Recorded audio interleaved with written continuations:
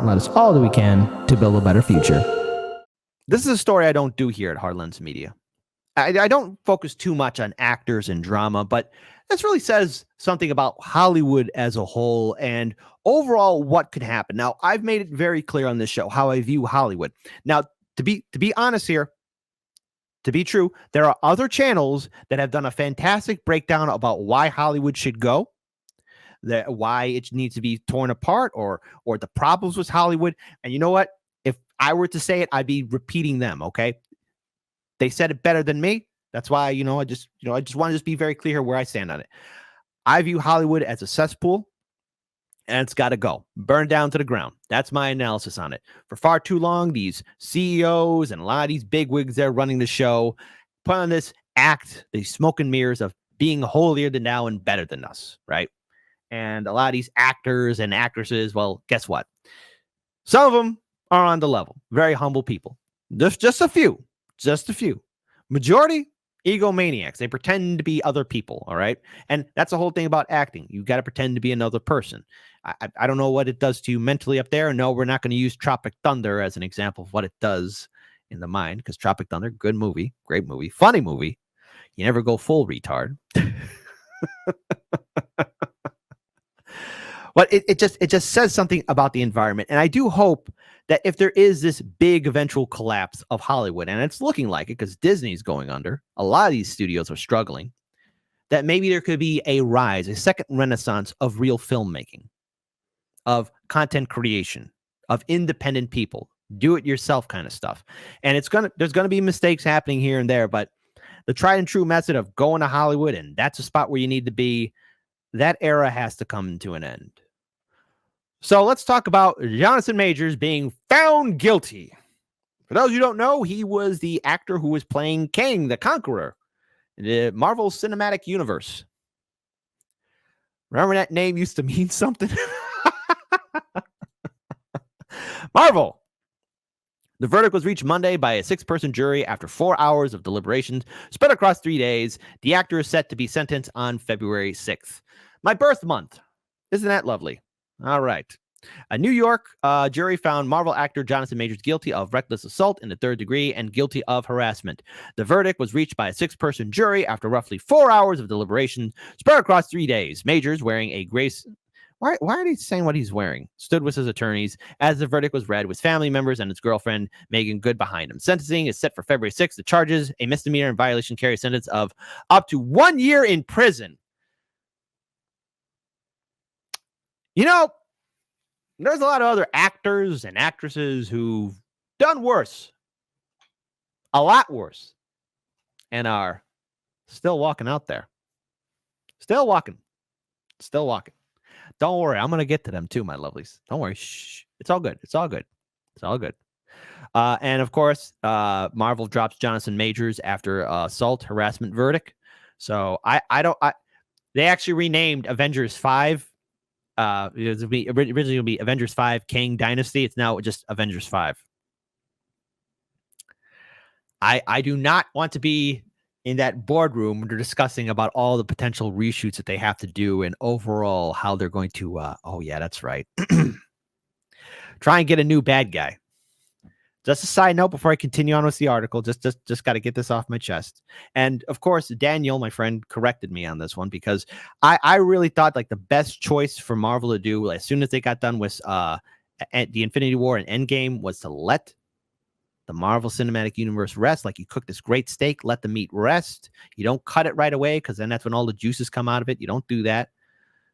But no, they were incapable of doing it because they had to keep on making more content. That's something that Daniel brought up. They have to keep on making more content. They have to keep doing it. They have to keep milking it. They should have stopped. There was no plan of, okay, let's let this thing rest, and then we'll rehire some new actors to play Iron Man or Black Panther or Captain America. We could do that, right? They didn't do that. They should have, but they didn't. And now that's why the movies have failed, not only in earning revenue, but also in quality too. I think people are just tired. In a statement after the verdict, the actor's attorney said Majors looks forward to fully clearing his name, implying he may appeal. She continued, Majors is grateful to God, his family, his friends, and his fans for their love and support during these harrowing 8 months. Ugh. Shortly after the verdict was read, Marvel Studios dropped the actor as Kang the Conqueror from its upcoming Marvel Cinematic Universe films. In total, Majors faced 4 charges of assault, aggravated harassment, and harassment after he called 911 on March 25th when he said he found his ex-partner, Grace Jabari, unconscious in their apartment. Police arrested Majors after finding apparent injuries on her, including a laceration behind her ear and a bruised and fractured finger. Majors pleaded not guilty to all charges. Jabari, who took the witness stand for the first 4 days of the trial, said Majors had caused the injuries during an altercation in the car several hours before. She testified that the alleged incident occurred in a private car when she saw a text on Majors' phone that read, "Oh, wow, I wish to be kissing you." Jabari said that she tried to snatch the phone from Majors, who then pried her finger from the phone, grabbed her arm and right hand, twisted her forearm, and struck her head to get the phone away from her. The first 3 charges are misdemeanor offenses related to alleged incidents in the car. The 4th charge of harassment, which is violation, the most minor offense among the charges, relates to an allegation that Majors threw Jabari back into the car as she tried to exit. The defense argued that he placed her back in the car to stop her from running into traffic. That action is captured on surveillance video, while the altercation inside the car was not captured on camera. So there you go. There you go. So let's talk about the other actors right now. Just want to pull this up here. Ezra Miller and Amber Heard looking at the Jonathan Major news. Hold on. Wait. Ezra Miller and Amber Heard turn out to be criminal scum. Warner Brothers, we're not getting rid of them. No matter what happens. Jonathan Majors turns out to be criminal scum. Disney, throwing them right out. Yes, Amber Heard and Ezra Miller. Let's talk about those two. Well, first of all, if you don't know Ezra Miller and the drama surrounding him, well, that guy's got a lot of allegations surrounding him. A lot of people coming forward about abuse and downright insanity. And Amber Heard, well, the best thing that can be described about her and her case against Johnny Depp was, if it wasn't the major gut check, it played the role as one of the most consecutive punches to the ending of the Me Too movement. And I know a lot of people are divided on how they feel about Johnny Depp and Amber Heard. Well, that court case was revealing. But it says something as a whole about Hollywood and who is favored and who is not.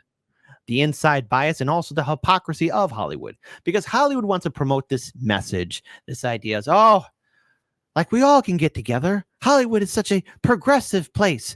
That's called the painting. That's called the fine paint on a wall that has mold on it. All right. Hollywood just does everything is fake there. Just like in social media, everything's hyped up. It's fake. It's all there for drama. Hollywood's the exact same way. In fact, Hollywood is the nexus, the mecca of all of that. And these Hollywood actors put on this show. You know, a lot of them got a lot of issues. This is an open up for a conversation or debate. And plus, when you also have, again, these same Hollywood actors kind of, you know, get involved in political situations too. Case in point, another person who has some drama surrounding him. Hey, look, Hollywood actor Alec Baldwin refuses to condemn Israel and squares up to pro-Palestinian protesters in New York. Now, look, this has to do with the whole conflict that's taking place there. But Alec, you got a lot of problems surrounding you already here, buddy. This don't look good. What do you mean? What do you mean? You went to Hollywood. You condemn Israel for that? No, he has to support. Guys and children. You already got your mind made up. You would have been questioning that, right? Oh, I asked you a question. I'm in Hollywood. Is that your answer? Is that your answer? You ask stupid questions. Do you condemn? Ask me You a just smart know one. question. Do you condemn Israel? Do you condemn Israel? You condemn Israel? Big man. Big man. You condemn Israel. Why'd you even come here? Why'd you even come here? You sure you tell that?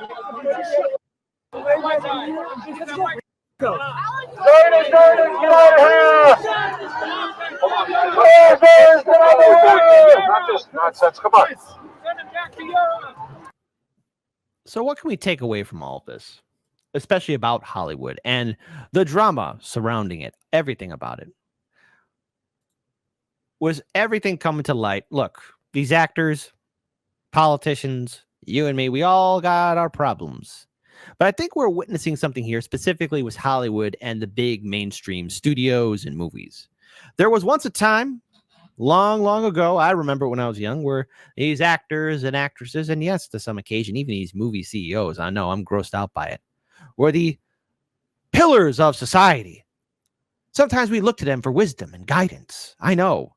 I remember that era. There was an era in which they were up there, and people were excited to hear their thoughts on the issues.